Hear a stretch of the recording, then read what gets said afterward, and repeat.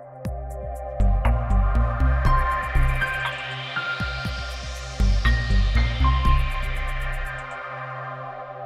बच्चे party. In previous class हमने देखा था exercise number 1 of chapter number 9 ray optics, और आई थिंक मैंने थोड़ा सा न्यू टाइप का वीडियो बनाया था तो आप लोगों को काफी अच्छा लगा होगा।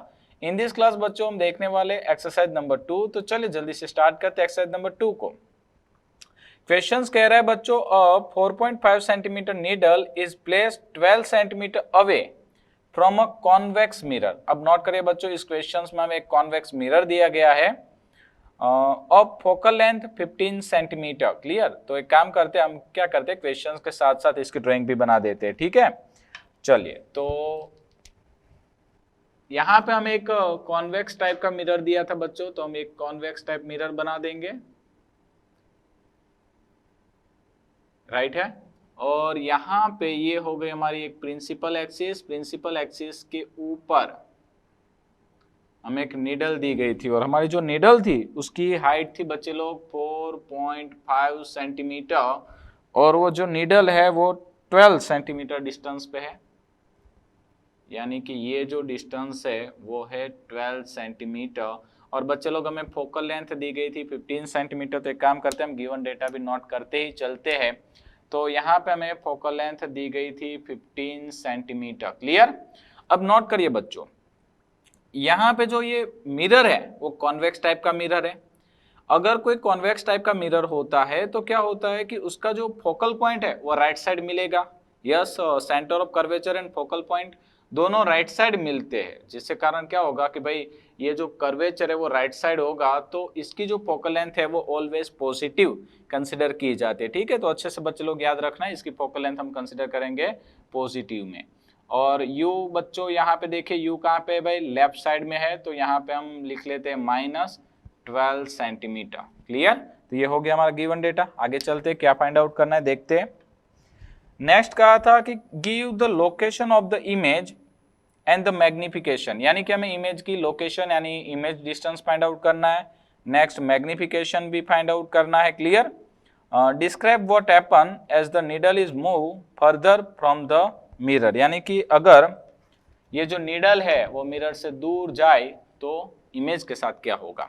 तो चलिए बच्चों, सबसे पहले हम स्टार्ट करते हैं इस क्वेश्चंस को इमेज डिस्टेंस के साथ। तो मैं यहाँ पे मेंशन कर देता हूं इमेज डिस्टेंस। ठीक है। अब देखिए, इमेज डिस्टेंस का फॉर्मूला तो हमने आगे भी देखा ही है, v is equal to u f upon u minus f. Clear है, आप लोगों को अच्छे से याद हो गया होगा फॉर्मूला, बहुत ईजी है। ऐसा ही फॉर्मूला लेंस के लिए भी होता है। राइट। चलिए वैल्यूज पुट कर देते हैं बच्चे लोग। u कितना था हमारा -12, एफ था हमारा 15 डिवाइड बाय -12 एंड -15। क्लियर। चलिए अब हम क्या करते हैं, इस कैलकुलेशंस को कंप्लीट कर देते हैं। इधर मैं थोड़ी देर के लिए -12 इंटू 15 लिख देता हूँ, नीचे हो जाएगा -12 -15, यस ये हो जाएगा -27, माइनस माइनस ये हो गया प्लस। राइट है। चलिए अब काटना कूटना शुरू कर देते हैं, जैसे कि 9 इंटू 3, 4 इंटू 3। क्लियर है।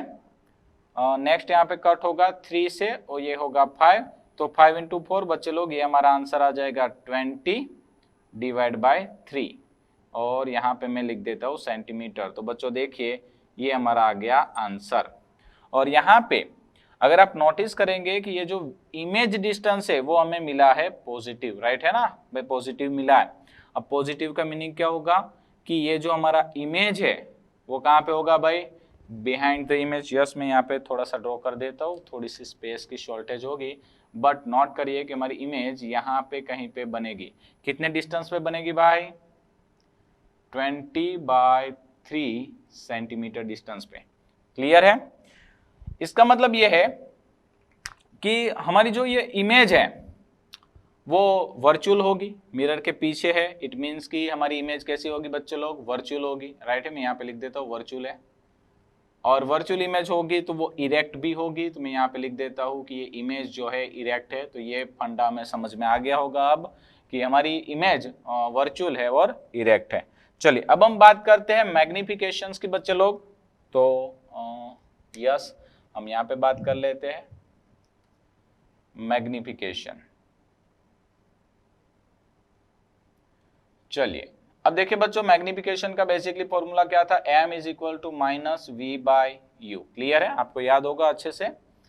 v की बात करें तो v हमें मिला था माइनस सिंबल v 20/3, और u की अगर हम बात करें तो u हमें क्वेश्चंस में दिया था -12, तो ये माइनस माइनस हो जाएगा प्लस, यहाँ पे हम वापस से कट करते हैं तो ये होगा 5/4, ये होगा 5/3। क्लियर, तो फाइनली हमें जो मैग्निफिकेशन है वो हमें मिलने वाला है 5/9।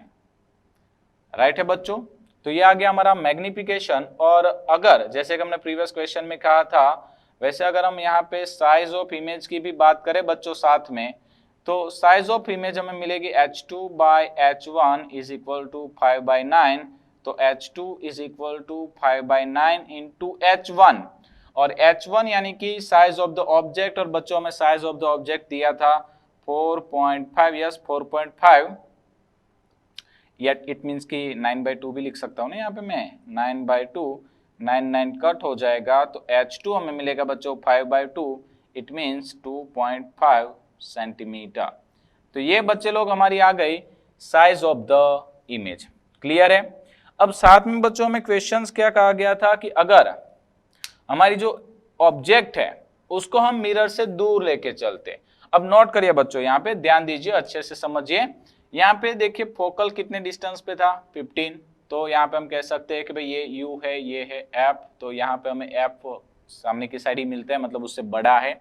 क्लियर है, तो अगर हम इस ऑब्जेक्ट को दूर लेके चलते, ठीक है भाई, ऑब्जेक्ट को दूर लेके चलेंगे तो क्या होगा कि यहाँ पे जो हमारी इमेज है वो भी दूर दूर दूर जाएगी, क्योंकि ये वर्चुअल है, दूर जाए, कितना दूर जा सकते हैं भाई, f तक।